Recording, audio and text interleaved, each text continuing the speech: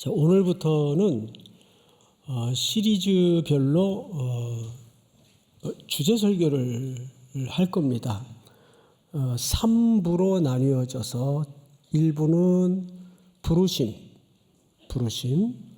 2부는 동행, 3부는 넘김, 다른 말로 하면 계승, 다음 세대를 위하여 이 정도 개념으로 진행이 될 겁니다. 그래서 부르심에 대해서는 소명과 더불어 도대체 하나님께서 우리를 소명하시고 부르신 목적과 의미가 뭔가를 5주를 걸쳐 할 겁니다. 끝나면 또 중간에 절기 몇 주 지나가고 하면 2부 동행이란 무엇일까? 그 의미가 뭘까에 대해서 하나님이 우리를 어떻게 동행하시는가 설명이 될 거예요. 5주 설교가 됩니다. 그 10주가 지나죠. 그리고 이제 마지막 3부가 다음 세대를 향한 넘김, 계승, 이렇게 또 5주가 지나면 모두 15주에 걸친 시리즈 설교가 마쳐집니다.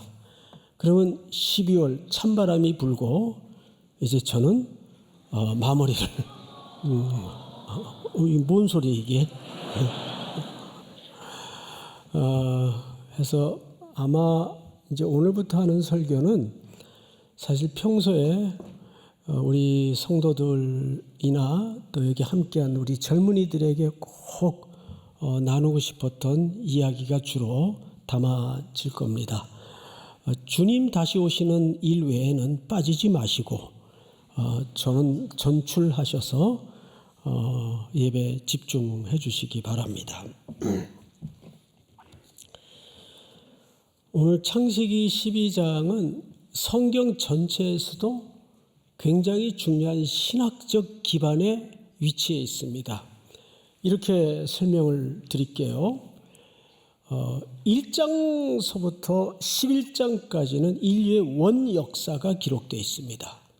이 세상이 어떻게 창조되었고 하나님이 사람을 만드셔서 에덴 동산에 두셨고 또 그 첫사람 아담에게 어떤 역할을 맡기셨고 그런데 죄가 들어와서 세상은 난장판이 되고 하나님이 의도하지 않았던 계획하지 않았던 무질서와 혼란이 죄악이 찾아 들어왔습니다. 그래서 하나님이 노아의 홍수를 통해서 이 땅을 벌하세요. 심판하십니다. 그 홍수를 끔찍하게 겪었던 인류는 오늘 본문인 앞장 11장에서 이상한 짓을 해요. 우리가 다시는 흩어지는 일이 없도록 흩어짐을 면하자 해서 뭘 쌓죠? 뭘 쌓습니까? 바벨탑을 쌓아요. 그때만 해도 구음이 하나고 언어가 하나였습니다. 근데 하나님이 그 인간의 흩어짐을 면하자라는 자기의 안전을 자기가 책임지려는 의도와 또 이름을 내고자 함이라 자기들의 명성을 퍼뜨리기 위한 그런 불손한 의도를 보시고 말을 섞어버리고 그래서 지금 우리가 이렇게 고생하는 거예요. 말을 섞어버리고 망치 갖다 달라 그러면 양동이 갖다 주고 못 알아듣고 말이 안 통하게 생겼습니다. 이걸 불통이라고 그러죠. 결국 모든 이 땅의 고통은 소통의 부재로부터 일어나는 불행들입니다. 그래서 그들을 다 흩어버려요. 그러고 나서 하나님은 한 가정을 부르십니다. 그 가정이 바로 오늘 등장하는 창세기 12장의 아브라함이에요. 그래서 아브라함은 하나님의 백성을 하나님이 왜 불러내셨는가? 뭐 때문에 불러내셨는가에 대한 샘플입니다.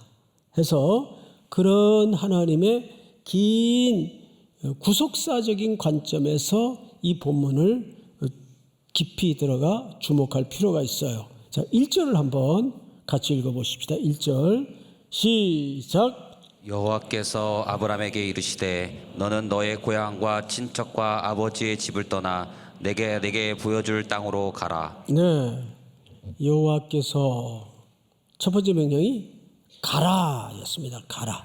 이 가라라는 말은 히브리 말로 레카라는 말을 써요.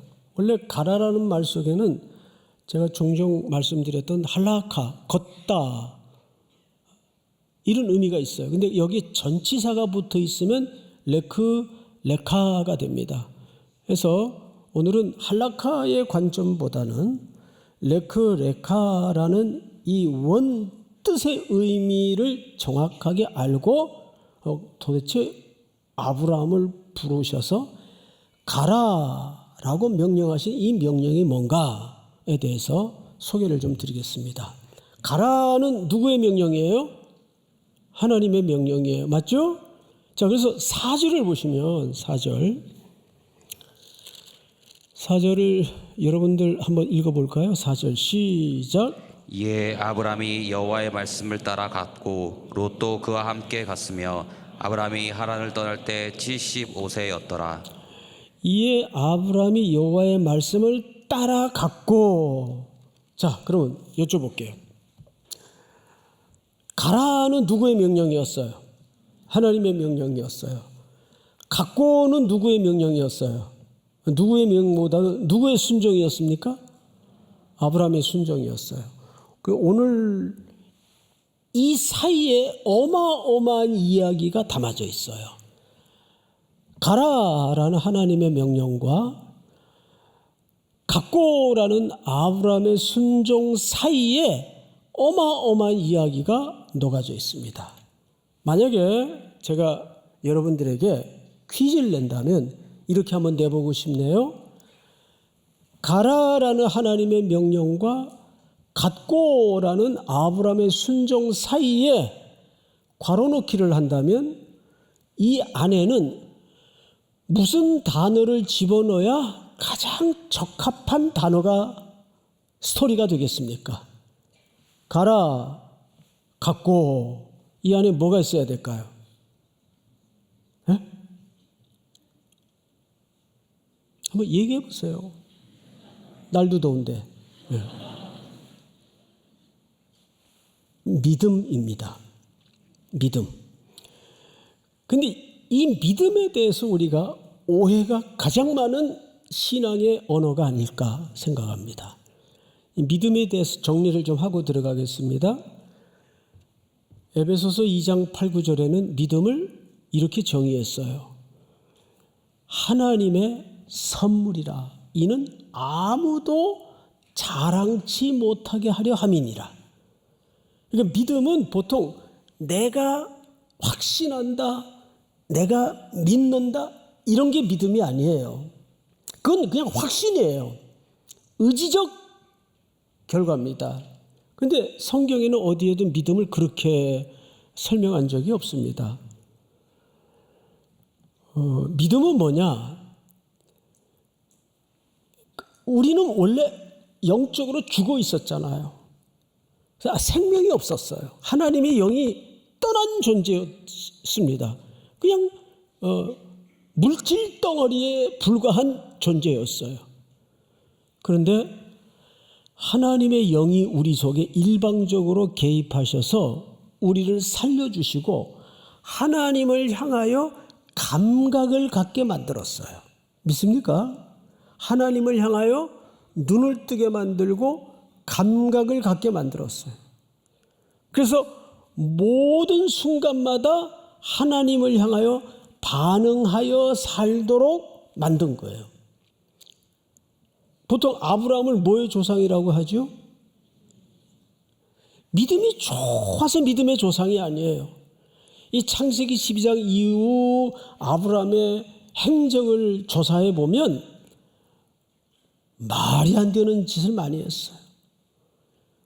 하나님이 약속하신 땅 가나안에 산 지 얼마 안 돼서 무시무시한 기근이 오니까 어유 여보 애들 다 챙겨 여기 살 데가 못 된다 하고 서슴없이 하나님한테 한마디 의논도 없이 기도도 안 해보고 바로 애굽으로 내려갔어요. 근데 아브라함의 아내가 한 미모했던 것 같아요. 이쁘니까 이방 남자들의 손을 탈까봐 당신 내 아내라 그러지 마. 누나라 그래. 누이라 그래. 당신 뺏어가려고 나를 죽일 수도 있으니까. 이런 얍삽한 신랑이 어디 있어요? 응? 그런 인간이면 누구나 가질 수 있는 자기 보호 본능에 아주 비겁한 행동을 취해요. 그런데 아무것도 모르는 애굽의 왕은 그를 궁궐로 아내를 데려갑니다. 또 많은 재물을 보상받고. 그게 뭐 하는 짓이에요? 아내로 삼으려고 하니까 하나님께서 강권적으로 밤중에 나타나셔서 이 애굽의 그 바로의 집안의 모든 태를 다 닫아버려요. 그러니까 바로가 기가 버려요. 그를 손대지 말라. 이런 기적적인 하나님의 간섭으로 큰일 날 뻔했던 위기를 넘깁니다. 그리고 애굽의 왕이 혼이 나가지고 아이고 나는 새 아내고 뭐고 다 싫어. 빨리 데리고 나가라. 해서 큰 재물을 얻게 해서 후환이 두려우니까 다시 내보냅니다. 게다가 또 아이가 들어서지 않으니까 첩을 동원해서 아이를 생산한 열매가 이스마엘이에요. 하나님의 때와 약속을 기다리지 못하고. 이게 아브라함이에요. 솔직히 어디에 믿음의 사람다운 흔적이 보입니까? 근데 왜 우리는 아브라함을 자꾸 믿음의 조상이라고 그러죠? 이런 뜻입니다. 믿음이 좋아서 믿음의 조상이 아니고 믿음이 얼마나 하나님의 선물이며 은혜이며 하나님의 끊임없는 설득 작업인가를 가장 잘 설명할 수 있는 사람이 아브라함이다 그 말이에요. 그래서 여러분 4절을 다시 보세요. 이렇게 되어 있죠. 보시면 4절 우리 이효성 목사님. 이에 아브라함이 여호와의 말씀을 따라갔고. 예, 스톱. 이에 아브라함이 여호와의 말씀을 어떻게 해요? 따라갔고라고 돼 있어요. 이 번역이 조금 모호하게 되어 있는데 앞을 보세요. 이런 뜻입니다.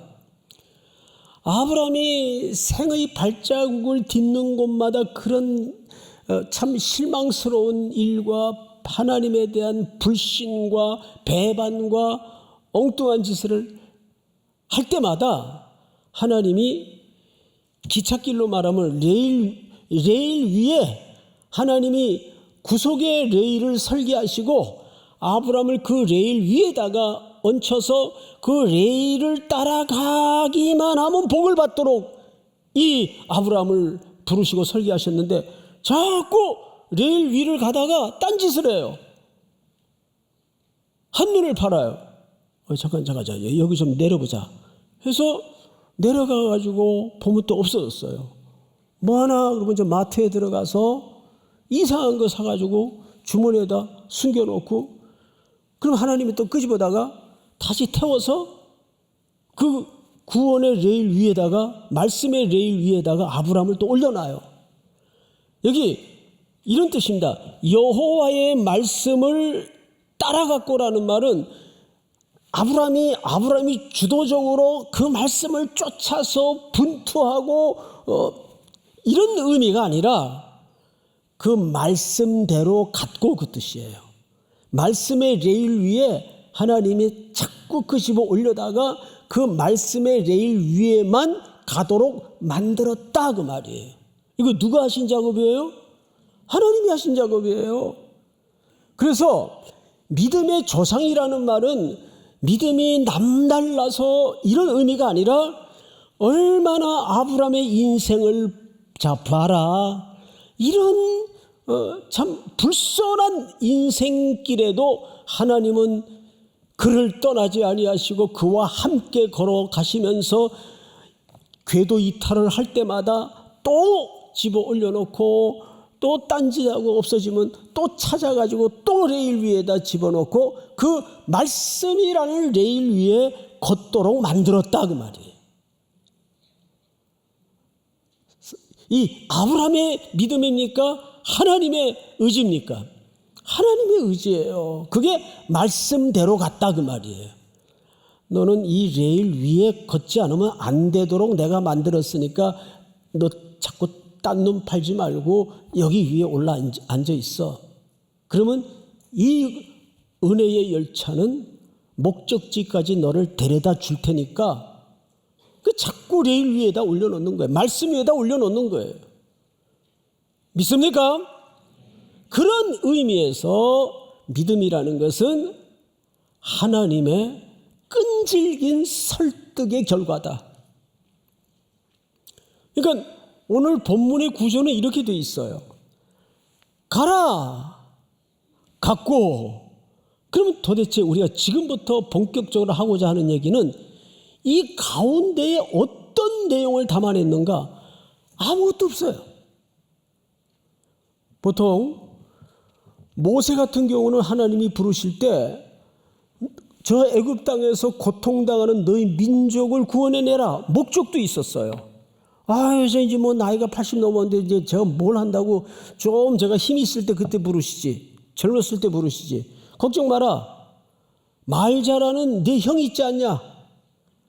또 그리고 내가 너와 함께 할 것이다. 이런 구체적인 내용과 목적지가 있었어요. 이사야도 그랬고 예레미야도 그랬고. 그런데 놀랍게도 아브라함은 그냥 가라. 이거밖에 없어요. 그러니까 가라 그래 놓고는 이유와 과정과 설명에 대해서 텅 비워놨어요. 이 텅 빈 내용을 하나님은 어떻게 하시겠다는 얘기일까요? 그리고 보여준 것도 아니에요. 보여줄 땅으로 가라 이렇게 돼 있어요. 그 지도가 아직은 불확실해요. 게다가 또 떠나야 돼요. 아비 집을. 여러분 고향 친척 본토 아비 집을 떠난다는 것, 아비 집을 떠난다는 것은 고대 시대에 두 가지를 각오해야 됩니다. 아버지 집은 자기 정체성이에요. 존재의 가치가 그 속에 있습니다. 게다가 아버지 살아있는 동안은 모든 경제적 기반이 아버지 집에 있어요. 근데 그 둥지를 떠난다는 것은 전 생애를 건 상실을 각오해야 돼요. 쉽겠어요? 특별히 고대 시대 같은 오미한 시대에. 근데 일단 떠나라. 무슨 뜻일까요? 이것을 상실하고 이것을 놓을 각오를 해야 너희들이 지금까지 상상해도 생각하지 못했던 하나님의 새로운 것을 받을 수 있을 것이다. 그 얘기를 하고 싶은 겁니다. 그래서 1절을 다시 보세요. 1절. 다시 보시면 이렇게 되어 있어요. 여호와께서 아브라함에게 이르시되 너는 너의 고향과 친척과 아버지의 집을 떠나 내가 네게 보여줄 땅으로 가라. 보여줬어요? 보여줄 땅입니까? 보여줄 땅이에요. 왜 이렇게 하죠? 그냥 쫙 큰 지도 하나 펼쳐놓고 야 봐라 너가 지금 여기 살잖니? 그러면 어디로 가야 되냐면 이렇게 큰 길로 쭉 나가서 그 담배가게 옆에 코너 딱 돌면 거기 큰 슈퍼마켓이 나올 거야. 그러면 거기서 좀 생활용품 사가지고 차 타고 한 10km만 더 가면 내가 네게 말하고자 하는 목적지가 보일 거야. 이런 지도가 확실히 내비게이션이 확실히 있다면 가는 길이 얼마나 편하겠어요. 그런데 보여줄 땅이라는 건 무슨 뜻인가 하면 조금씩 열어주겠다는 얘기예요. 자, 10m 왔어요. 또 어디로 가야 돼 하나님? 조금만 기다려봐. 이제 거기서 5m 가서 좌쪽으로 돌아서 있어봐. 5m 와서 좌쪽으로 돌아섰는데요. 뭐가 보이든 남산 타워밖에 안 보이는데요. 그놈은 뭐가 있을까? 자꾸 이러신단 말이에요, 하나님이. 그 얼마나 애가 달아요. 얼마나 미치겠어요. 왜 그러실까, 하나님께서? 확 좀 다 열어주시지. 취사병 전설이 되다 그것처럼 답답할 때 모니터가 딱 나와가지고 예스, 노 버튼만 누르면 막 레벨이 막 올라가잖아요. 그리고 진짜 전설이 되잖아요. 그랬으면 얼마나 좋겠어요. 여러분, 취사병 전설이 되다 꼭 보세요. 멍 때리고 보기에는 최고입니다. 근데 저는 그걸 보다가 참 이렇게 영성이 있는 사람은 드라마 보다가 은혜를 받아요. 일단 너무 얘가 힘드니까 휴가를 나갔다가 어서 기절을 했는데 아버지가 나타났어요. 아버지가 요리사 출신입니다. 아들을 꽉 안으면서 힘들지? 아버지, 제가 이제 알겠어요. 아버지가 얼마나 힘들게 사셨는지. 근데 저도 아버지가 걸으셨던 그 요리사의 길을 걷고 싶어요. 참된 요리사가 되는 길은 요리를 하다가 칼베인 자국이 생겨야 되고 뜨거운 물에 댄 흔적이 남아야 되고 온갖 냄새로 쪄들은 마늘 냄새, 양파 냄새 이런 것들이 배어져야 참된 요리사가 되는 법이다. 너무 그 신통한 기계를 자주 사용하지는 마라. 이런 권고를 합니다. 여러분, 하나님이 전능하신데 우리에게 그렇게 못하시겠어요? 쫙쫙쫙 못 보여주시겠어요? 근데 왜 따오기처럼 보일 듯 말 듯 알딸딸하게 보여줄 땅으로 가라 그럴까요? 왜 그럴까요? 이유는 하나예요. 하나님은 그 과정을 통해서 여러분들로 하여금 어떡하나 쩔쩔 전전긍긍 매게 하면서 하나님을 의지하는 법을 배우게 만드는 겁니다. 하나님의 말씀을 순종하는 길만이 내가 사는 길이다를 몸으로 체득하게 만드는 거예요. 하나님은 우리를 로봇 다루듯 그렇게 안내하지 않습니다. 여러분 잘 생각해 보세요. 하나님이 우리를 사랑하신다는 것은 얼마나 어마어마한 얘기인지 아세요? 적어도 내가 누군가를 사랑한다는 것은 대등한 존재로 여긴다는 뜻이에요. 하나님이 여러분들을 사랑하신다는 것은 하나님이 적어도 내 조건과 여건과 수준과 상관없이 나를 대등한 존재로 여기신다는 뜻입니다. 그런데 마치 무슨 부리듯이 그렇게 우리를 다루실까요? 그렇지 않아요. 그래서 보여줄 땅입니다. 이 보여줄 땅이 얼마나 하나님과 내가 사랑의 언어를 만들고 하나님과의 서사를 만들어가는데 중요한 대목인지 알 수가 없어요. 결국 이 텅 빈 과정은 아브라함과 하나님과 서사를 만들어가는, 스토리를 만들어가는 공간이에요. 하나님이 우리를 하나님의 구속의 백성으로 핏값을 지불하셔서 사셨을 때에는 얘야 이제부터 너랑 나랑 이 어마어마한 시간의 공간 속에 이야기를 좀 만들어 가자. 그 이야기는 아무나 초대되는 공간이 아니에요. 예수 그리스도의 십자가의 피로 구속함을 입은 하나님의 자녀에게만이 나와 대등한 존재로 여겨주시는 하나님의 사랑의 대상만이 초대되는 영광스러운 자리입니다. 젊은 날 여러분들이 뒤죽박죽 생을 사는 것 같지만 그 속에서 철저히 보여줄 듯 말 듯 하시는 하나님의 손에 붙잡혀 그분의 말씀의 레일 위에 쫓아가면서 하나님과 어마어마한 사랑의 서사를 만들어가는 순종이 있기를 주의 이름으로 축복합니다. 믿습니까? 그래서 믿음은 하나님의 끈질긴 나를 향하신 설득 작업이시다. 자, 2절을 보십시다. 우리 한번 같이 읽을까요? 2절 시작.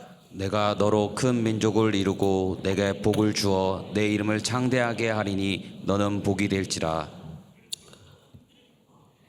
지금부터 2절 3절은 하나님이 어마어마한 이야기를 합니다. 내가 너로 큰 민족을 이루고 네게 복을 주어. 여기 복이라는 말은 바라크라는 말인데 생명의 복을 얘기하는 거예요.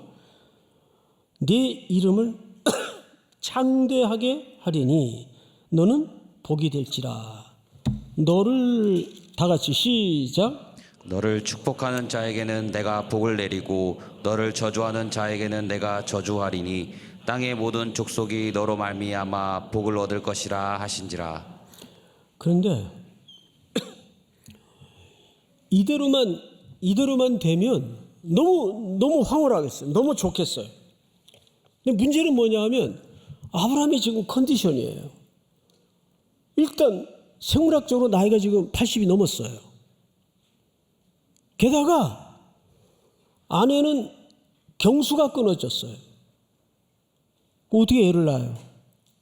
민족을 이루겠다고 하시면서 어떻게 애를 낳아요?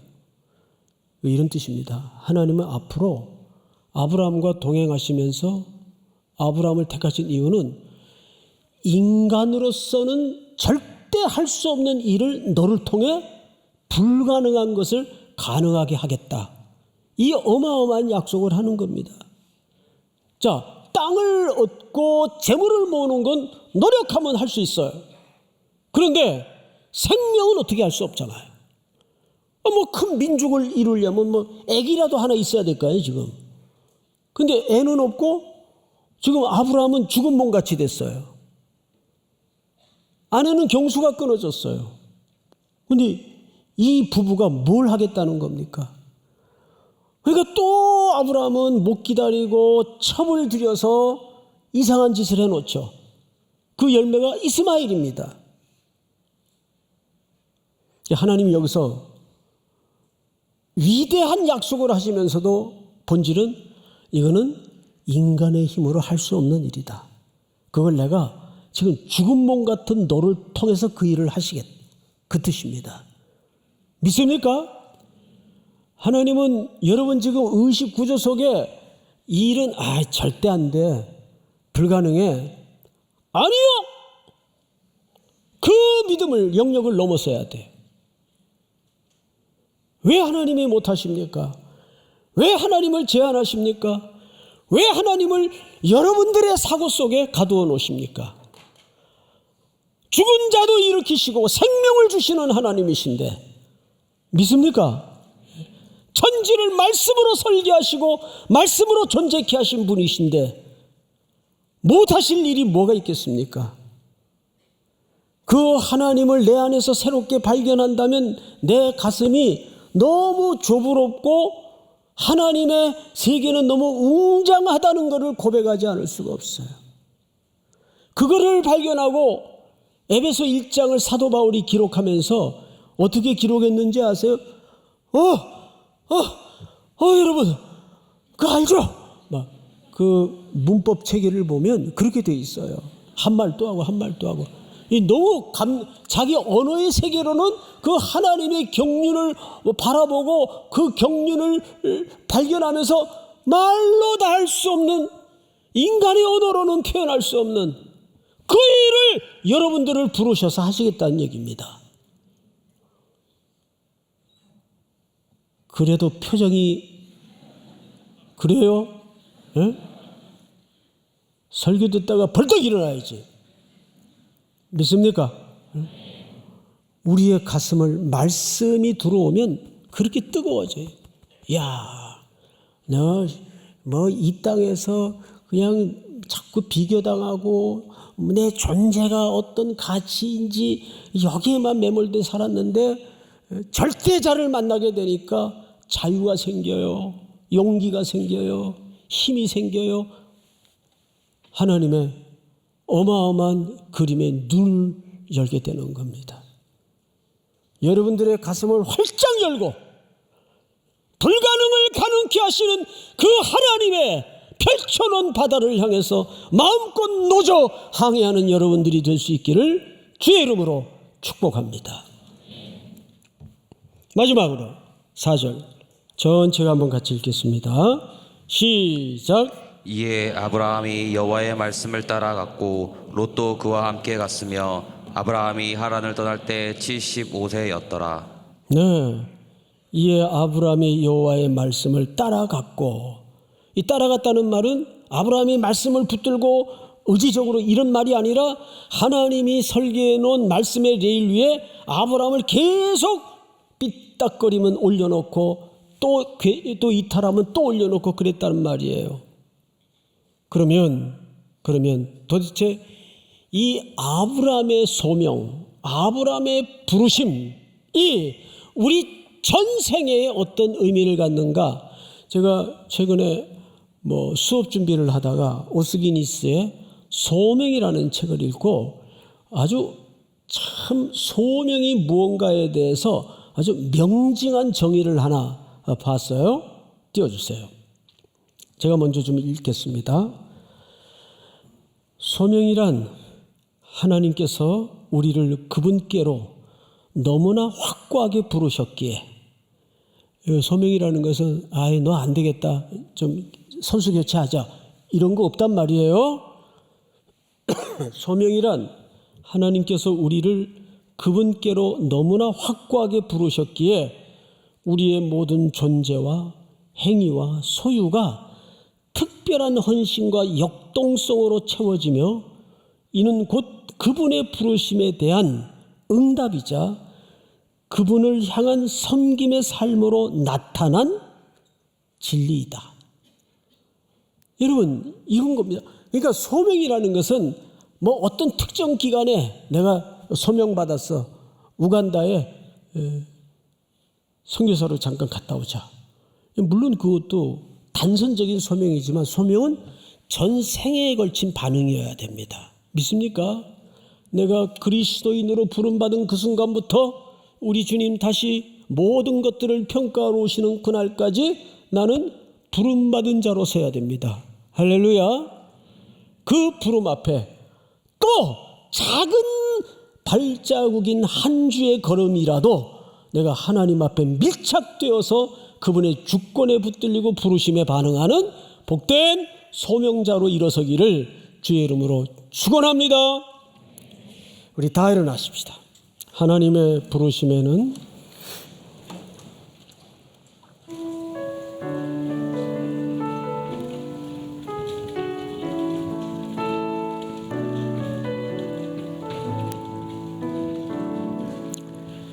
하나님의 부르심에는 후회하심이 없네. 내가 이 자리에 선 것도 주의 부르심이라. 하나님의 부르심에는 결코 실수가 없네. 나를 부르신 하나님의 신실하심을 믿네. 작은 나를 부르신 뜻을 나는 알 수 없지만 오직 감사와 순종으로 주의 길을 가리라. 때론 내가 연약해져도 주님 날 도우시니 주의 놀라운 그 계획을 나는 믿으며 살리. 손을 들고 찬양합니다. 부르신 뜻 내 생각보다 크고 날 향한 계획 나의 지혜로 증명 못하나 가장 좋은 길로 가장 안전한 길로 오늘도 날 이끄신 믿네 날 부르신 뜻 내 생각보다 크고 날 향한 계획 나의 지혜로 증명 못하나 가장 좋은 길로 가장 안전한 길로 오늘도 날 이끄신 믿네 날 부르신 뜻 내 생각보다 크고 날 향한 계획 나의 지혜로 증명 못하나 가장 좋은 길로 가장 안전한 길로 오늘도 날 이끄신